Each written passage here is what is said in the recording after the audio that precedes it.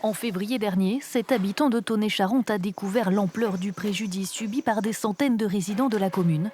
Une pollution des sols aux métaux lourds. Inquiet, il a décidé de faire analyser ses cheveux. La contamination est indiquée en vert, c'est la contamination admissible dans les normes. Et dès qu'il y a du jaune, c'est la contamination chronique. Donc au-delà des normes, acceptées. Donc là, en l'occurrence, c'est chrome, mercure et cadmium. Un test réalisé à ses frais car l'homme ne réside pas dans la Cité des Jardins, quartier déjà surveillé par l'Agence régionale de santé. La responsable, selon le Tonacois, c'est cette usine située à 4 km à vol d'oiseau de son domicile.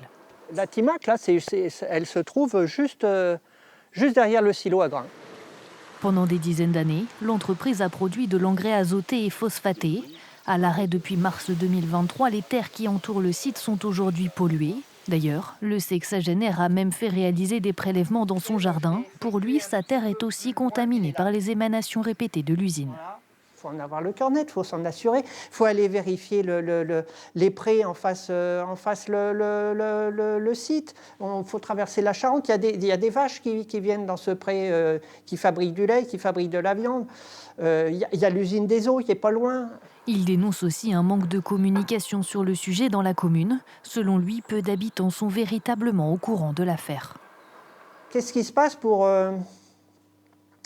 les gens qui ont habité la commune, qui ont quitté la commune? Les travailleurs qui travaillent sur la commune et qui habitent ailleurs, on ne sait pas. Il y a peut-être quelque chose qui est mis en place, mais on ne sait pas.